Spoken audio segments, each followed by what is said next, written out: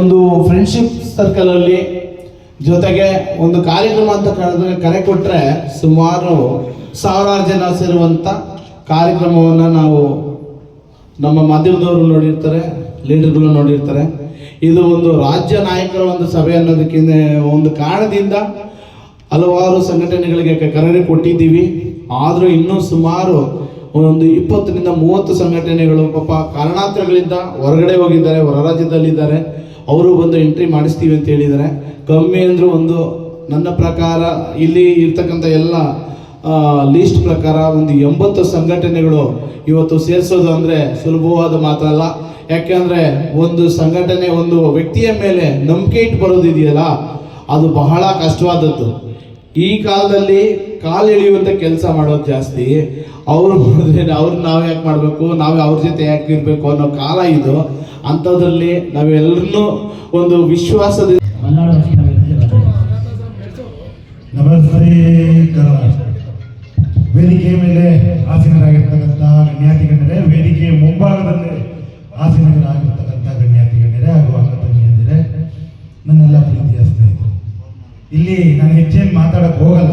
ಯಾಕೆಂದರೆ ನಾನು ಸಹ ಯಾರೊಬ್ರು ಮಾತಾಡೋಕ್ಕೆ ಎಷ್ಟೊತ್ತಿಗೆ ಮುಗಿಯಿತು ಆಯ್ತಾ ಗೊತ್ತದ್ರಲ್ಲಿ ನಾನು ಹಾಗೆ ಜಾಸ್ತಿ ಮಾತಾಡಲ್ಲ, ಮತ್ತೆ ಭಾಷಣನೂ ಬರಲ್ಲ ನನಗೆ. ನಾನೊಬ್ಬ ಹೋರಾಟಗಾರ. ಇವತ್ತು ಒಕ್ಕೂಟದ ಬಗ್ಗೆ ಮಾತಾಡಿ ಮುಗಿಸ್ಬಿಡ್ತೀನಿ, ಜಾಸ್ತಿ ಇವತ್ತು ಭಾರತೀಯರ ಸರ್ವ ಸಂಘಟನೆಗಳ ಸಮಾನತೆ ಒಕ್ಕೂಟ ಮಾಡಿದ್ದೀವಿ. ಇದನ್ನ ಕಟ್ಟೋಣ, ಬೆಳೆಸೋಣ, ಇದನ್ನ ಇನ್ನು 100 ಕಾಲ ಹೀಗೆ ಮುಂದುವರಿಸೋಣ ಅಂತ ಹೇಳ್ತೀವಿ. ಅದಕ್ಕೆ ನಾಯಕರು ಬೇಕು ಅಂತ ಡಿಸೈಡ್ ಆಯಿತು. ನನ್ನ ಮನಸ್ಸಲ್ಲಿದ್ದು ಅದನ್ನೇ. ಯಾಕೆಂದ್ರೆ ನಾವು ಕಾರ್ಡ್ ಕೊಡ್ತೀವಿ, ಕಾರ್ಡ್ ಕೊಟ್ಟಾಗ ಇದು ನಿಮ್ಮ ಅಧ್ಯಕ್ಷ ಯಾರಪ್ಪ ಅಂದರೆ ಇಲ್ಲ ನಾನೇ ಅಧ್ಯಕ್ಷ ಆಗಬೇಕಾಗುತ್ತೆ. ಹಾಗಾಗಿ ನಾಯಕರನ್ನು ಸಹ ಆಯ್ಕೆ ಮಾಡಾಗಿದೆ. ಎಲ್ಲರಿಗಿಂತ ಖುಷಿ ವಿಚಾರ ಅಂದರೆ ಈ ಒಕ್ಕೂಟದ ಒಳಗಡೆ ಬರೋದಕ್ಕೆ ನನಗೆ ಖುಷಿ ವಿಚಾರ. ಯಾಕೆಂದ್ರೆ ನಾವು ಮಲೆನಾಡು ಭಾಗದವರು, ತಮ್ಮೆಲ್ಲರಿಗೂ ಗೊತ್ತಿದೆ, ನಾವು ಮಲೆನಾಡು ಭಾಗದವರು. ಸಮಸ್ಯೆಗಳ ಸುರಿಮಳೆ, ಸಮಸ್ಯೆಯ ಆಗರ ಇರೋದೇ ನಮ್ಮ ಮಲೆನಾಡು. ಯಾಕೆಂದ್ರೆ ಸುಮಾರು 100 ಜನ ಇವತ್ತು ಕಾಡಾನೆಯ ಕಾಲು ತೊಳಿತಕ್ಕೆ ಸಿಕ್ಕಿ ಸತ್ತಿರ್ತಕ್ಕಂಥದ್ದು ನಮ್ಮ ಮಲೆನಾಡು ಭಾಗದಲ್ಲಿದೆ. ನಿನ್ನೆ ಮೊನ್ನೆನೂ ಸಹ ಒಬ್ಬರು ನಾವು ಅಲ್ಲಿ ಸಮಸ್ಯೆನ ಎಷ್ಟು ಹೋರಾಟ ಮಾಡಿದ್ರು ಬಗೆಹರಿಸ್ಕೊಳಕ್ ಆಗ್ತಾ ಇಲ್ಲ. ಇವತ್ತು ಅತಿ ಹೆಚ್ಚು ಸಂತಸದಿಂದ ಈ ಒಕ್ಕೂಟದ ಒಳಗಡೆ ಏನಾದ್ರು ಬರ್ತಾ ಇದೀನಿ ಅಂದ್ರೆ ಖುಷಿ. ಯಾಕೆ ಅಂದ್ರೆ ಹಿರಿಯ ಹೋರಾಟಗಾರರೆಲ್ಲರೂ ಸಹ ಒಂದ್ ಕಡೆ ಸೇರ್ಕೊಂಡಿದ್ದೀವಿ. ಇವತ್ತು ನಮ್ಮ ಕಾಡಾನೆಯ ಹೋರಾಟಕ್ಕೆ ಮುಂದಿನ ದಿನಗಳಲ್ಲಿ ತಾವೆಲ್ಲರೂ ಕೈ ಜೋಡಿಸ್ತೀರಾ, ನಮಗೊಂದು ಸಮಸ್ಯೆ ಬಗೆಹರಿಯುತ್ತೆ ಅನ್ನೋ ಒಂದೇ ಒಂದು ಉದ್ದೇಶ ನನ್ನಲ್ಲಿದೆ. ಇದು ನನ್ನ ವೈಯಕ್ತಿಕ. ಅದು ಯಾಕೆ ಅಂದ್ರೆ ಮಲೆನಾಡು ಭಾಗದ ಪ್ರತಿನಿಧಿಯಾಗಿ ನಾನು ಹೇಳ್ತೀನಿ. ಯಾಕಪ್ಪ ಈ ವಿಚಾರನ ಇಷ್ಟೊಂದು ಕಾರಣದೇ ಹೇಳ್ತಿದ್ದೀನಿ ಅಂದ್ರೆ, ದೇಶದ ಬೆನ್ನೆಲುಬ ರೈತ, ದೇಶದ ಬೆನ್ನೆಲುಬ ರೈತ ಅಂತ ಹೇಳ್ಕೊಂಡು ವಿಧಾನಸೌಧಕ್ಕೂ ಹೋಗಾಯ್ತು, ಡೆಲ್ಲಿಗೂ ಹೋಗಾಯ್ತು, ಹೋದವ್ರನ್ನೆಲ್ಲ ನೋಡಾಯ್ತು.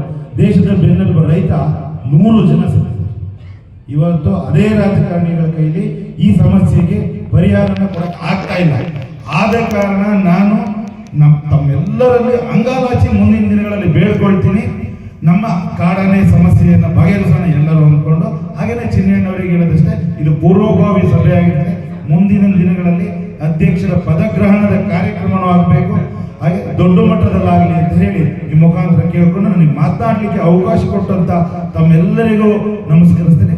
ಹಾಗೇನೆ ನಮ್ಮ ಸಂಘಟನೆಯನ್ನು ಬೆಂಬಲಿಸಿ, ಸಂಘಟನೆಯ ಯೂಟ್ಯೂಬ್ ಚಾನಲ್ ಇರ್ತದೆ ಮಲೆನಾಡು ರಕ್ಷಣಾ ಸೇನೆ ಅಂತ ಹೇಳಿ, ನಮ್ಮ ಸಮಸ್ಯೆಯ ಬಗ್ಗೆ ಸಂಪೂರ್ಣ ಹಾಕ್ತಾ ಇರ್ತೀವಿ. ಅದನ್ನ ಸಬ್ಸ್ಕ್ರೈಬ್ ಮಾಡಿ ಅಂತ ಹೇಳಿ ನನ್ನ ಮಾತನ್ನ ಮುಗಿಸ್ತೀನಿ. ನಮಸ್ಕಾರ, ಧನ್ಯವಾದಗಳು ಸರ್.